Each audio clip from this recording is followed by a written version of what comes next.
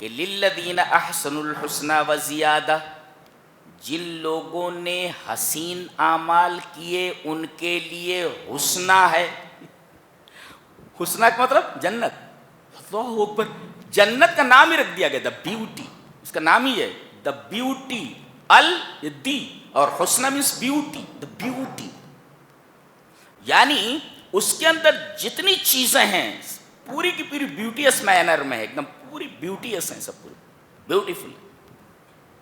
اس کا نام اتنی حسین ہے کہ اس کا نام ہی حسن رکھ دیا گیا ہے، حسنہ. اور یہ کن کو ملنے والی ہے؟ جن کے اعمال حسین ہوں. تو اعمال حسین ہو تو حسنہ ملنے والی ہے. تو حسنہ اگر لینا ہے، حسنہ کو پانا ہے تو حسین اعمال کرو. للذین احسنوا الحسنى، ٹھیک ہے، حسین اعمال کرنے پر حسنہ یعنی جنت ملے گی.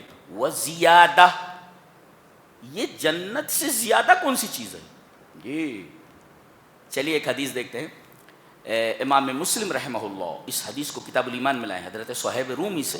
وعن صہیب رضی اللہ تعالی عنہ ان رسول اللہ صلی اللہ علیہ وسلم قال اذا دخل اہل الجنة الجنة قال يقول اللہ تبارک و تعالی تريدون شيئا نزيدكم يقولون فيقولون الم تبيض وجوهنا وتدخلنا الجنة وتنجنا من النار قال فيكشف الحجاب فما اوتوا شيئا احب الى النظر.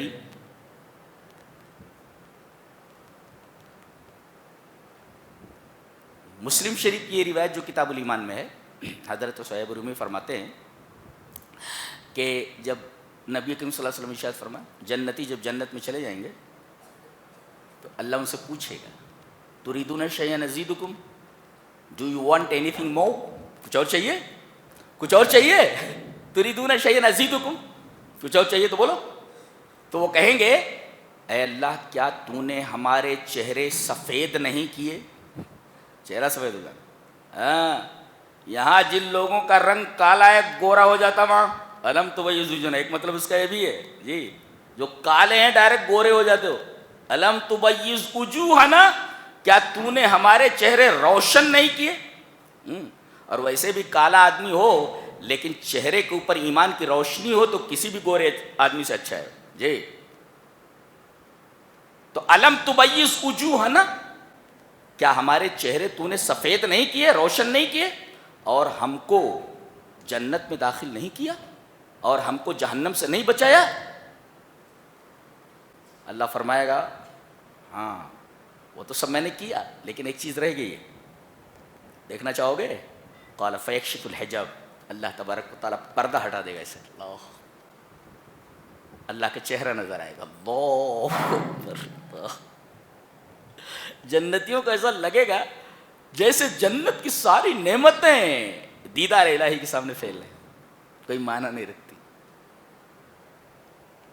من النظر الى ربهم عز وجل فما اوتوا شيئا احب من النظر الى ربهم عز وجل. اللہ تبارک و تعالیٰ کے دیدار سے زیادہ پسندیدہ کوئی چیز نظر ہی نہیں آئے گی. اور کون یہ بات نہیں سمجھتا ہے؟ پوری دنیا میں جو حسن بکھرا ہوا ہے، بعض مناظر، بعض کیا کہیں چلے جاؤ، یہاں جا رہا ہے آدمی وہاں چلا جا رہا ہے، wow how pretty and how beautiful scene is it, یعنی یہ کتنا خوبصورت منظر ہے. واو، آپ کسی حسین منظر کو دیکھ کر کے متعجب ہو جاتے ہیں اور آپ کی زبان سے تعجب کے کلمات نکلتے ہیں. بتاؤ جس نے ان خوبصورت چیزوں کو بنایا ہے، تمام طرف جمال بکھیرا ہے، وہ کتنا جمیل ہوگا، اندازہ لگاؤ. یہ حضرت وہب بن منبہ کہتے ہیں، اس کو ابن رجب شرح حدیث لبیک اللہم لبیک میں لائے ہیں کہ لو خیرت بین الجنت والرؤیت لخیرت الرؤیا. حضرت وہب بن منبہ کہتے ہیں اگر مجھے اختیار دیا جائے کہ تم جنت لوگے یا اللہ کی رؤیت، اللہ کا دیدار، تم کو جنت چاہیے کہ اللہ کا دیدار چاہیے، تو میں اللہ کے دیدار کو اختیار کروں گا. میں اللہ کو دیکھنا چاہتا ہوں. اللہ اکبر، یہ ہے اللہ تبارک تعالیٰ کا دیدار۔ اگر مجھے اختیار دیا جائے کہ جنت چاہیے یا دیدار الہی، تو میں دیدار الہی کو اختیار کروں گا اسے۔ اللہ، کیا کہنے۔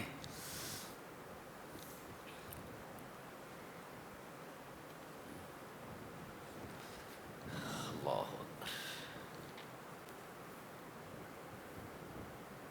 اس بات کو ذہن نشین کر لو۔ ہاں اچھا، ایک نقطہ اور ذہن میں رکھو، اس پوری سورہ کے اندر، سورہ یونس میں لفظ حق بار بار آیا ہے، تقریباً 23 مرتبہ ہے، 23 ٹائمز آیا ہے لفظ حق۔ لفظ حق اس سورہ کریمہ میں 23 بار آیا ہے، اور لفظ قل آپ کہہ دیجئے یہ 24 بار آیا ہے۔ دو باتیں معلوم ہوئی۔